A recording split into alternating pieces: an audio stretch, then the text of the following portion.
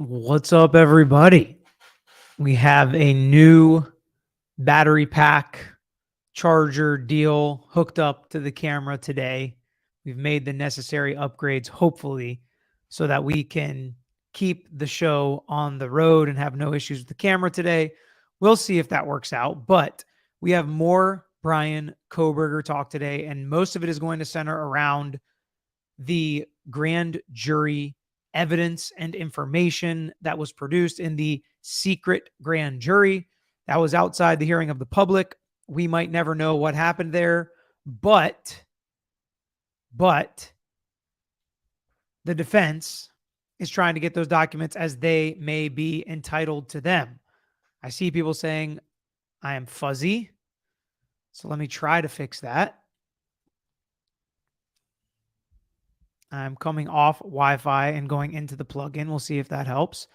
So we're going to talk about the motion requesting release of grand jury materials under qualified protection order. We're going to talk about the motion to make available the record of all grand jury proceedings.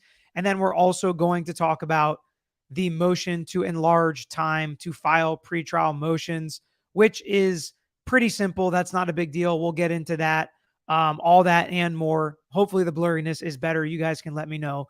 But to help me talk about some of this grand jury stuff, I am bringing in my dad, Big George, to discuss some of his experience handling grand juries and what he knows after looking into how it works in Idaho to hopefully help us answer some questions. So hit that like button if you haven't already, and make sure you're subscribed to our channel. I'm getting the all clear signal from the chat that it's much better and we are here.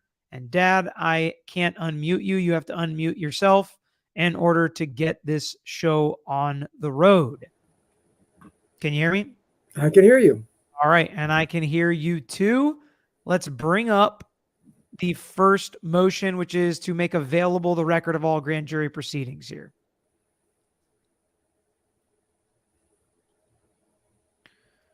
All right. Comes now. Brian C. Kohberger, by and through his attorney Ann C. Taylor, public defender, and hereby moves the court for an order directing the clerk of the court to unseal the record and make it available to allow for examination and to allow for the preparation of transcripts of all the proceedings conducted by the grand jury in the above entitled matter, except for the deliberation portion of the proceedings. Counsel specifically requests that the following be included in the record to be provided. So, and this always comes down to what do they know, what do they not know as far as what actually happened in the grand jury. Sometimes they'll talk to the prosecutor. Sometimes the prosecutor will tell them what happened or what didn't happen so they can know what to specifically request.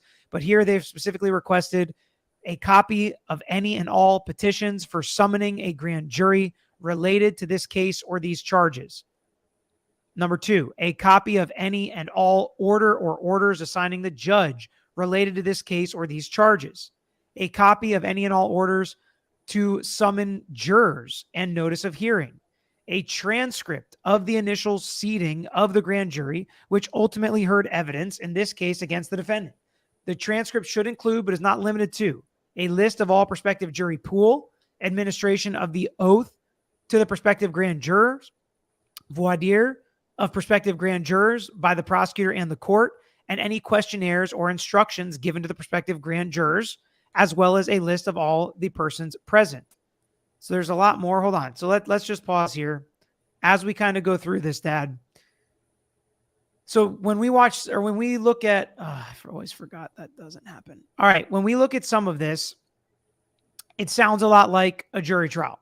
They want to know who the potential jurors were, what the questions were that were asked to these jurors, what their answers were, how they selected them. What are some of the reasons why the defense would want this stuff from a grand jury proceeding? Well, they want to challenge the grand jury. And again, they're just doing everything they can to nitpick any way they possibly can to find a way to challenge the grand jury. Let's be honest, if they challenge it and the indictment's thrown out, they'll just impanel another grand jury and he'll get indicted on the next one. But here's what happens. Let's say when they gave him the oath, they forgot a few words that they're supposed to give him when they gave him the oath. Let's say when the jurors came in, one of the jurors said, hey, I'm a convicted felon, and they still let him stay on the jury. So they're looking for anything they can to show that this jury panel, the way it was constituted, the way it was selected, was not in accordance with Idaho law, so that they can challenge the grand jury and thereby challenge the indictment. Well, and I think they want to get all the evidence that was presented to the grand jury to make sure they have everything. I think they want to know who testified and what they said, because that could be potential impeachment material at the trial, because it was done under oath potentially, or what maybe police officers said or law enforcement said, FBI agents, things like that. And then, like you said, was one of the grand jurors a distant cousin of one of the victims or something like that, where they should have been struck and weren't? Did they ask the appropriate questions? Did they present potentially exculpatory evidence? How does that work? Let's get your take on how it works in front of the grand jury, since the prosecutor does the whole show. Do they just present a one-sided case, or do they have to present some of the defense's arguments? Well, there was a two-part there. One is challenging the grand jury's makeup and selection, and the other is challenging their deliberations. But they're not asking for deliberations because under the rules in Idaho, they can't get the jury deliberations. All they can get is the testimony and the evidence presented. They can get as much information as they would have gotten if there had been a public preliminary hearing.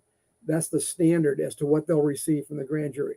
So they'll get all of the evidence and all of the testimony from the grand jury. And just, what was the second part of your question about? The prosecutor has to present potentially exculpatory evidence if that exists. The prosecutor does not have to present exculpatory evidence. There is no cross-examination. There is no defense lawyer in the room. Okay, so the way I understand it, and again, we can disagree on this. If there is exculpatory evidence under Brady or Giglio that actually is a witness statement saying Brian Kohberger wasn't there, it is usually presented to the grand jury. But it doesn't have to be. Right. The Brady material only applies to the trial. Okay, we can agree to disagree on this, but there is certain evidence that does have to be presented to the grand jury if there is a smoking gun that says Brian Kohberger didn't do it. That type of exculpatory evidence, not strategic angles or arguments that a defense attorney would make, or cross-examination from a defense attorney. Those are the two different ways I'm saying. If there is a piece of evidence that is exculpatory, that's different than a cross-examination question. I guess that's what I'm saying. Okay, let's see what else they are asking for here. A copy of the jury instructions provided to the grand jurors who heard the evidence against the defendant. Why do you think they want that? Again, technical challenge. Are the jury instructions according to the law? Did they forget to say something, or did they slip something in there that wasn't supposed to be in there? Okay. Next, a list of the names of the grand jurors who heard the evidence against the defendant. A copy of any and all documents or records and a transcript of any and all proceedings containing information related to the following matters addressed in the relevant Idaho criminal rules provided below, if not otherwise already included in the record created above. The number of grand jurors present, summoning of the grand jury and paneling a grand jury, presiding juror, deputy presiding juror. So that's a little bit different. So there's a presiding grand juror and then a deputy presiding juror in a grand jury. They just changed the name from foreman to presiding. But then there's a deputy presiding. Right, because in case the presiding can't make it to, because they impanel 16 people in Idaho. They only have to have 12 for a quorum. So it's possible they could have one day when they meet and the presiding juror can't be there. Well, they have to have somebody to take his place and do the administrative functions. So they elect like a secondary person, basically. Actually, they're selected by the district judge. Okay, so that's different than a regular trial. Right. They're selected by the judge, selects the presiding juror and the deputy presiding juror. Okay. The charge of the jury, the excuse of any juror, any evidence presented, any inquiry by the prosecutor, any list of elements of offenses provided by the prosecutor, any advice given by the prosecutor regarding the standard of probable cause or a person's refusal to testify, any grand jury subpoenas issued or served, any opening statements or jury instructions on applicable law provided by the prosecutor, whether oral or written, any indictment prepared by the prosecutor for consideration by the grand jury or at the request of the grand jury per Idaho Criminal Rule 6.1, all recorded proceedings in this case per Idaho Criminal Code, the presence of any and all persons at all times at the grand jury sessions in this case, and the permissions for such presence. So does that mean other people that were not even necessarily involved in the case. Right. Either people that weren't authorized or Why were they people- authorized? or, well, for instance, interpreters. You Yeah. could have an interpreter in there and they would be authorized to be in there, but they would just be, again, interpreting. There wouldn't be a witness that would be testifying. Any subpoena and subpoena justus tecum issued either by the presiding juror of the prosecutor in this case. Presiding juror of the prosecutor in this case. I think that might have been a typo. Any questions asked of any witnesses, any evidence for the defendant requested or ordered to be produced by the grand jury, any returned indictment in this case, a list of the vote of the grand jurors, all documentation regarding a return of no bill pursuant to Idaho Criminal Code, any and all other information, documents, records, or transcripts regarding the grand jurors or the indictment subjecting them or it to challenge per Idaho Criminal Code, the term of service of the grand jury per Idaho Criminal Rule 6.7, a copy of any and all documents or records, and a transcript of any and all proceedings containing matters related to the relevant Idaho statutory provisions contained in Idaho.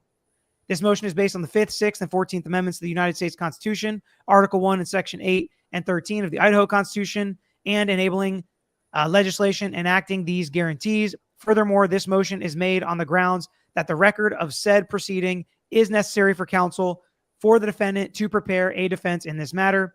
Counsel for the defendant further moves the court to order that the costs necessary for the preparation and completion of the record be paid at county expense and at no expense to the defense. This record is made on the grounds that the defendant was determined to be indigent and his representation is provided by the Office of the Public Defender of Kootenai County. All right. So that is the first one. Now There's one other thing to note, really interesting about that. They only requested 10 minutes. It took you longer to probably read it than the 10 minutes that they requested for the hearing. Yeah. Well, and why do you think that is? Because they're going to get it, right? A standard motion. Yeah. It's a standard motion that's going to get a standard order. Right. No surprises. All right. So motion now requesting release of the grand jury materials under qualified protective order. And by the way, qualified protective order just means it's not going to get into anybody's hands that shouldn't get it or isn't authorized to read it or get it, right? Anything else you want to add there? No. All right. The materials and any and all information contained herein shall be disclosed only to, here's who gets a copy of it, all legal counsel representing Brian Kohberger and the Latah County Prosecuting Attorney's Office. Further, all persons on Mr. Kohberger's defense team and the Office of the Latah County Prosecuting Attorney shall observe the terms of the qualified protective order issued in conjunction with this qualified protective order. Any expert witnesses, investigator, or consultant of Brian Kohberger's defense team and the Latah County Prosecuting Attorney's Office for whom access to the materials is necessary to perform a duty with respect to this case. Any personnel of the court and court reporters retained to record and transcribe testimony in the case. The materials and any and all information contained therein shall be used only for the purpose of litigating this action. The production of the materials shall not constitute a waiver of any privilege or other claim of right of withholding or confidentiality, which by Brian Kohberger may have. So that just means only people allowed to review this will get it. And if you notice, the media was not included on this list. Right. And that list is right out of the statute. I think it's Rule 6, their rule on grand jury. That's exactly who can get it. So it's that's a surprise either. Right, right. So when we talk about grand juries, a lot of people have had a lot of questions about what's different about a grand jury. So why don't you explain some of the differences between a regular jury trial that we've all watched and a grand jury that we're talking about here? We've talked about the different rules of evidence, how the state can just present the case. There's no cross-examination, no defense arguments. They can present depot transcripts. They can present witnesses if they want to. But sometimes grand juries hear multiple different cases from multiple different defendants, right? So talk a little bit about just how the process can be different with a grand jury versus a normal jury trial. Well, a normal jury trial is what people see on TV. They sit up and they select jurors. They sit up in the box and they make a determination of guilt or innocence. A grand jury is just a probable cause. Did the crime probably occur? And did this guy probably do it? That's their decision. Then they come out with an indictment, and then it goes to a regular jury for guilt or innocence. The size of a grand jury is in Idaho, it's 16 maximum, 12 minimum for a quorum. They need 12 votes for an indictment in Idaho. And everything that happens in the grand jury is also secret. So whatever the prosecutor says, all that is secret. They can't talk to anybody about it. Jurors can't talk to anybody other than themselves. After they leave the grand jury room, they can't talk about it at all. Everything is secret. What's presented is secret. So at that point, again, Idaho is a little bit different than some other states because in the federal court system, a witness can leave the grand jury and talk about his testimony. I didn't find any provision for that in the Idaho rules. I may be wrong, but I looked and it looked like everything was secret in Idaho. So Idaho is a totally secret process, and that basically is the difference. So when the grand jury proceeding is happening, the state does not have to present all of the evidence it has, right? They can present some witnesses, but not others. Some people by deposition. They don't have to present every piece of evidence they have or every explanation of every piece of evidence they have, just enough to get probable cause. They only, right. You said it. The last phrase you said was the exact right phrase. Just enough for probable cause. Is my video okay? Yeah, some people are saying you're hard to hear. I think it might be because you're kind of far away. You don't have your AirPod in, right? I don't. Okay, I'll move closer. Go ahead. So when we talk about grand jury proceedings and how the defense is now going to get, and there's no surprise, they are going to get all of the information they requested, basically. They are going to see exactly and hear exactly what was presented to the grand jury by the prosecution. Some people are saying my video is fuzzy. Maybe it's the new battery is creating a fuzzy video. I'm just kidding. It's probably the Wi-Fi or something here. So sorry. So when we talk about the evidence that the state has, so even if they don't present all the evidence they have at the grand jury, the state is still not hiding the ball. The defense is getting all of the discovery and all of the evidence that the state is going to use against him, right? Yes, the state's obligated to give them everything. The jury trial is a real trial. Both sides have equal opportunity in the jury trial. Grand jury is strictly a one-sided affair. And again, I know you've said it. I know your listeners have read it. You can indict a ham sandwich. It's because it's a one-sided affair, and they only hear from the prosecutor, and they only get the prosecutor's interpretation of what the case is and what the facts are. Right, exactly. And there's no argument, no hole poking. There's no defense attorney there objecting the way that it's presented.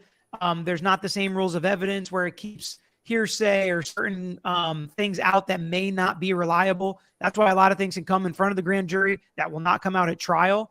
Exactly what we heard in the Murdoch case. Some of the stuff that came out in the grand jury that just did not come out at trial, which was wild to hear. Because my video is bad, I don't want to put up another motion here. So welcome to the new members. Let's ask some questions here while we have my dad on. Sweet Tea. How does a grand jury not infringe on the right to confront the witnesses? The right to confront witnesses doesn't come into play until the actual trial, where there's guilt or innocence. That because they're not determining guilt at the grand jury. Therefore, you don't have that right to confront witnesses. And yeah, that's why it's important to realize that the grand jury is not determining whether or not somebody did do this. They're just determining whether they probably did it enough to let this case continue to go forward through the criminal process. Welcome, Michelle, to the membership crew. Jessica Sunny, why isn't the defense involved in the grand jury proceeding, at least listening in? Why do you think that is? Because the grand jury is strictly there to charge somebody. They're not determining guilt or innocence. And therefore, that is saved until you actually have a trial. The grand jury actually, historically was started because you used to have the king having the right to charge everybody with a crime. And everybody thought, that's not right that the king does that. We have to have citizens make some decisions about even if you get charged. So they established grand juries just to have citizens make those determinations. Because sometimes, frankly, and it's very rare, grand jurors will say, no, this isn't a crime. We're not going to charge it. and they have the right to say that. All right, next. Hello, what are your thoughts on the state not using the sheath during the trial? I have no idea what that means. Why do you think that the state's not going to use the sheath during the trial? I'm going to hold this question because we don't know what the state's going to do during the trial yet. So is the grand jury sequestered? No, they are not sequestered. Can grand jurors talk about their experience afterward like they can in a regular trial? They can talk about their experience. Yes, afterwards they can talk about it after the indictment, after they're not grand jurors anymore. Are they allowed to talk about their deliberations? I don't even know the answer to that. I don't think so, because I don't think they are either. Yeah, because their deliberations aren't even transcribed, nor is the defense allowed to get a copy of their deliberations. Right. Amanda McGuff. Peter, do you think the prosecutors showed the grand jury all of the state's evidence or just enough to show probable cause? Sorry, we already answered this one. I think they probably showed most of it. They probably don't even have all of the evidence yet that they're going to present at trial. So let's remember that. There's still things happening, testing being done, reports being produced. So there still might be new evidence coming along. And when they get it, they'll produce it to the defendant. They're still probably working with experts, but they showed enough for probable cause in this case. April Diaz. Oh, so once the grand jury is dismissed, they still can't talk. Am I correct that the grand jury hears what actual jurors won't hear? So usually they don't hear things that actual jurors won't hear. Actually, that's not true. It could, because there could be some evidence that's inadmissible or not presented the same way at a jury trial that is presented at a grand jury. I don't know the answer as far as where they can talk. My guess is that's different state to state. It is different. And it's very rare. But can't think of an instance where the grand jury heard something that the jury probably wouldn't hear. I mean, it's possible because it's secret and they don't have the same rules of evidence. But it's very rare. I mean, and again, if we think back to the Murdaugh case, they saw the blood spatter evidence and heard about that the jury in the actual Murdaugh trial didn't hear, because it was ended up that the state didn't put it in because there was all these issues with it. So there are times they hear certain things because it's early in the case. It does happen. Certain things are still happening, so that's possible. What is the likelihood they will be given all of this information? And will they really give the names of the people on the grand jury? That's a good question, because in the rules, when I read the rules, it just talks about the transcript of the proceeding. And I don't know if the names of the grand jurors will be revealed, because the rule itself doesn't require it, but the rule also says that the judge can, if he thinks it's in the interest of justice. So I don't know if they're going to be revealed or not. Sweet T said, thanks. But G? What is the percentage of convictions on average from grand jury indictments? Meaning, so there's two ways to answer this question. What percentage of cases taken to the grand jury get indicted? It's a high percentage, but it's not 100%. We just saw in Deshaun Watson there was no bills at all, no indictments at all on multiple jurisdictions for Deshaun Watson in those abuse cases. But it's a pretty high percentage. I have no idea what the percentage is comparing grand juries to other forms of indicting or charging criminals or criminal defendants. Like, is it a higher percentage? I have no idea. I mean, I'm sure it's a huge percentage, but they all are. Yeah. I mean, just because generally speaking, there's a huge conviction percentage. So, they all have to be in if it's not in Idaho, but in let's say the federal court, all felonies have to be indicted by a grand jury. So it's a huge percentage. Wait, say that again? In federal court, all federal felonies have to be indicted by a grand jury. Not so in Idaho.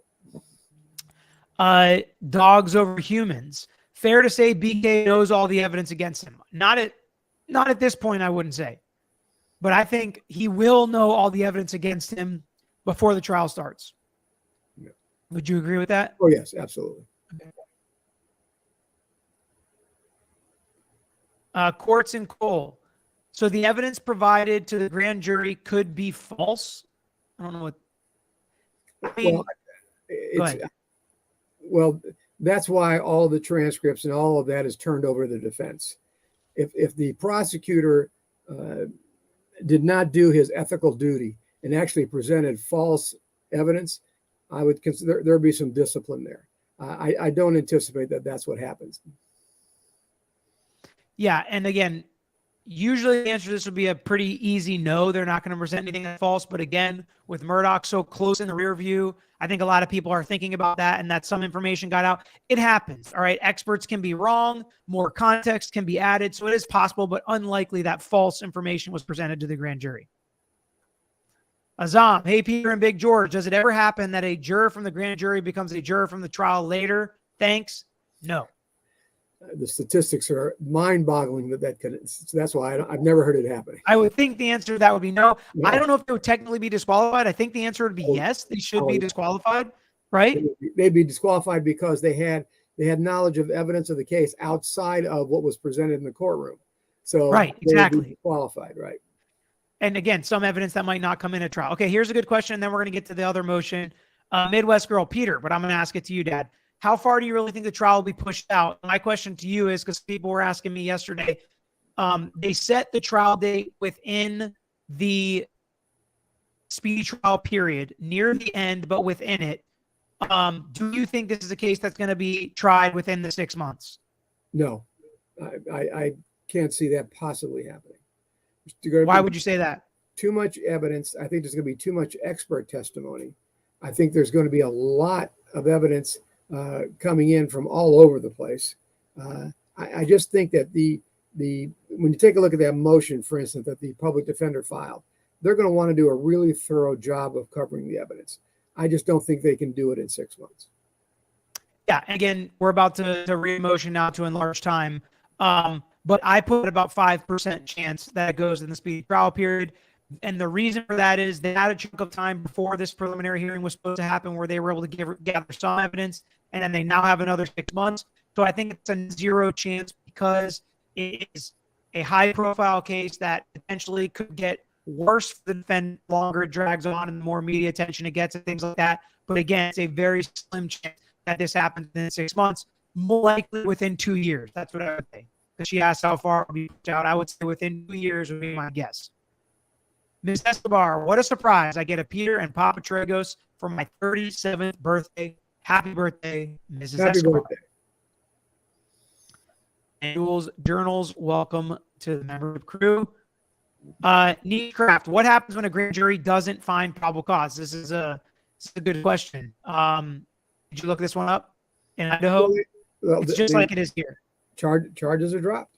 Yeah, Again, but then they can refile them. They can refile them, sure, right. if it's within the statute of limitations. Right. Some stuff's different in Idaho, so you got to look it up and see what's the same and see what's different. But that's the same as it is pretty much everywhere. You can go before a grand jury. Grand jury doesn't indict. You can get more evidence or change the charges, try something else. It's not double jeopardy like it is an actual trial, again, because it's not guilt or innocence. The defendant is not put at jeopardy in a grand jury proceeding, right? So that's why double jeopardy does not attach. Right. View from windows. Hi, Peter and Papa. With the evidence you've seen so far, do you personally think he's guilty? Me? I mean, easily no to me right now because I don't feel like I've seen near all the evidence. I want to see all the evidence presented in court with experts to explain what the phone pings mean, what connects him to the evidence, how strong is that. It sounds like a ton of evidence, but the way it's presented to me or whatever through the media and the little that we're seeing, I mean, and I'm going to presume this, and obviously I know Dad's answer is going to be to this as well, but where do you stand right now? I don't think there's enough. I think there's so much we haven't seen, so much. There's piles and piles of evidence we haven't seen. So it'd be a little far-fetched now to even make a prediction. Well, I mean, I think I can make a prediction. I mean, definitely would predict he's going to be guilty, be convicted. Teddy, your connection is glitching. Yes, I know that. I have no idea why. It seems like every single day, literally, I'm having some miserably annoying technical difficulty. I cannot tell you how much it annoys me, but I'm going to try to get through the video, and I apologize for the blurriness and the glitching and the technical issues that are going on. If I could fix them right now, I would, but I have no idea how to. Rosie, do you think Kohberger is not pleading because they have decided on the death penalty or not? I don't really think that staying silent is an indication of anything at this point. I mean, it's not that he didn't plead. Standing silent is the same thing as pleading not guilty. Now, there could be reasons that they did it and broke down video. But again, I don't think that it's that he didn't plead. network. How come in some cases, i.e., Officer Derek Chauvin charged with first and third degree murder, while Kohberger is only charged with first degree murder? You want to go about that's included? I don't know. I don't know the answer to that. Decision, and sometimes they include lesser included. Sometimes they don't. Some states don't even have charge included. It just might be they put the lesser included in the indictment in that state. Florida wouldn't have to. So, Jen, this is questions about juries. Thanks so much. Well, that was the goal of today's video. P or fuzzy freezing and sound like a robot. Great. All right. John's telling me it sounds good. I guess obviously it doesn't. Does it sound like it's a robot to you, Dad? Yes, it does. Great. All right. I guess we can just put it there. What I'll say. So, why don't you, Dad, just answer since you don't sound like a robot? Why don't you answer why the defense Alamo took a large time to file pretrial motions, and is that surprising? And do you think, and if the order's already granted it, do you think it's going to delay the case? It's probably going to delay the case. I think it is a standard. All of these motions, frankly, I think are standard motions. I think these are in a word processor in the public defender's office, and they spit them out. Because in a murder case, these deadlines were never designed for a murder case. They were designed for the average burglary or grand theft charge. When you're talking about a murder case, you just can't do it in these short time frames. So you've got to expand it. These short time frames were also designed so the courts can keep control of their calendars. So this way, the court makes a decision about extending the time limits and keeps control of that calendar. All right. And again, I don't know if you're going to be able to hear me or not. Some people said they couldn't hear my question. But can you repeat the question, Dad, that I asked if they can't hear it? About the defense asking for a motion for an extension of time. Part of it has to do with this grand jury information that they're going to be getting. Why would the defense need more time? And would it be normal for the judge to grant it? I think the judge is going to absolutely grant it. What happens, again, murder cases are different. There's a big saying, death is different. And that is because appellate courts, when they look at what this judge did, is going to make sure this judge did everything he could to protect the rights of this individual before this individual serves, let's say a life sentence or whatever is going to happen to him, death, who knows. And the appellate court's going to look and make sure, did he have every opportunity to defend himself adequately, efficiently, and with competent counsel? So the question is an extension of time going to be granted? And is it normal? Absolutely. Yes, on both. It will be granted, and it is normal for it to happen. Yeah, it was already granted. So they're going to give them more time. Yeah, and as long as the defense isn't dragging their feet, that's usually what happened. All right. That's it for today. Thanks, Dad, for joining me. Sorry, everybody, about the technical difficulties. Until next time, I'm out here. Thanks for watching another episode of The Lawyer You Know. If you enjoyed the episode, please hit the thumbs up and share with your friends who may be interested here on YouTube. And don't forget to subscribe. You can also follow us on Instagram, Twitter, Facebook, and TikTok at Tragos Law is our handle. And don't forget to listen to the Lawyer You Know podcast featuring new episodes every week. If you have a case you want to talk to us about, if it's a personal injury case, wrongful death, catastrophic injury, car accident, or slip and fall case, please email us at lawyeryouknow@gmail.com. And of course, all these links I just mentioned are included in the description below on this episode and every episode. So until next time, this is Peter Tragos, the Lawyer You Know.